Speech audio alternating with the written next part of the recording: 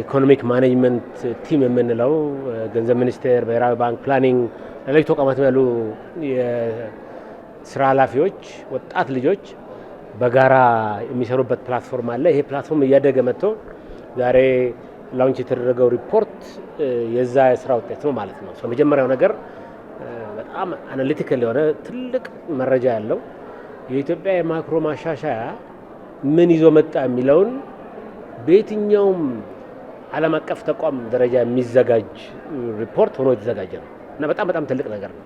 ተቋማት ውስጥ ጠንካራ አቅም ያላቸው ወጣት ልጆች እየፈጠርን ነው።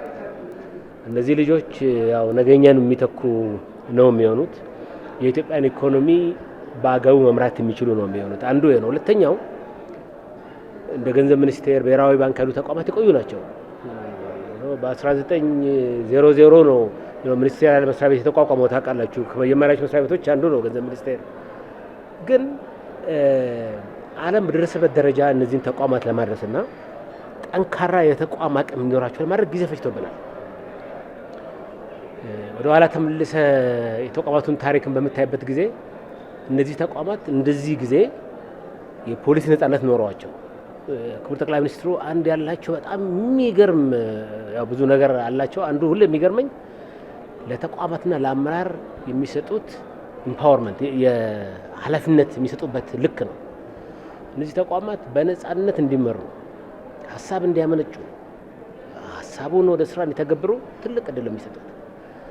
በዚህ ውስጥ ተቋም እንደፈጠረ ኢትዮጵያ ተቋም የገነባች እንደሆነም ያየንበት ነው ማለት ነው። ሪፖርቱ እያንዳንዱ ስለ ኢትዮጵያ ኢኮኖሚ ማወቅ የሚፈልግ ሰው እንዲያነብ ጋብዛለሁ። ይሄ ማክሮ ማሻሻያ አዲስ የልማት ምዕራፍ በኢትዮጵያ ውስጥ እንደከፈተ የሚያሳይ በጣም ጠቃሚ ሪፖርት ነው። ደግሞ አናሊቲካል ነው ማለት የቀረው ነገርም ያሳያል። መስራት ያለባቸው ቀጣይ ነገሮች ምንድናቸው የሚለውንም በደንብ ያሳየ በጣም ጠቃሚ ሪፖርት ነው።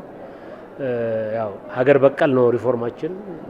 አሁን እንዲህ አይነት ሪሊ ትልልቅ ተቋማት አይኤምኤፍ፣ ዓለም ባንክ ትልልቅ ተቋማት የሚያወጡትን ሪፖርት የሚተካከል ትልቅ ሪፖርት ማውጣት እንደቻልን የሚያሳይ ነው።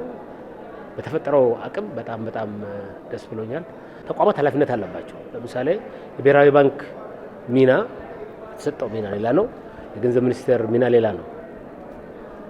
ከዚህ በፊት ሚና ተቀላቅሎ ተቋማት በዲሲፕሊን ኃላፊነታቸው መውጣት ላይ ችግር ነበረባቸው። ያንን ነው ያስተካከለው።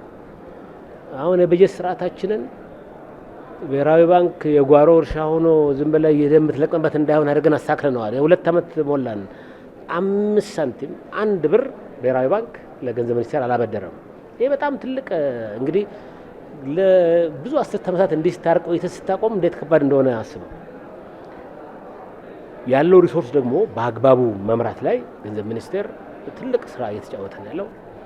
ብሔራዊ ባንክ አጠቃላይ የሰጠውን ኃላፊነት የዋጋ መረጋጋት ስንል የሀገር ውስጥ ዋጋም የውጭ ዋጋም ማለት ነው። ዋጋ መረጋጋት ላይ የፋይናንሻል ዘርፉ ጤናማነት ላይ ሰፊ ስራ እየሰራ ነው። የሪል ሴክተሩ አምራች ዘርፉ እንዲነቃቃ በርካታ ስራ በፕላን ሚኒስትሪ በኩል እየሰራ ነው። እነዚህ ተቋማት አንዱ ወደ ግራ አንዱ ወደ ቀኝ የሚሮጥ መሆን የለባቸውም ነው ያለ ነው። የሚናበቡ መሆን አለባቸው። የራሳቸውን ስራ ይሰራሉ። ግን ትልቅ ኳስ ስትጫወት ተከላካዩ ካልተከላከለ አጥቂው ብቻው ምንም ሊያደርግ አይችልም። ቢያገባ እንኳን ብዙ ጎል ይገባበታል። ስለዚህ ሁሉም የራሱ ሚና አውቆ ግን ተናቦ ለአንድ ግብ ለአንድ ስኬት የሚሰራ ተቋም ኢትዮጵያ ተቋማት እየገነባች እንደሆነ የሚያየንበት ሪፖርት ነው።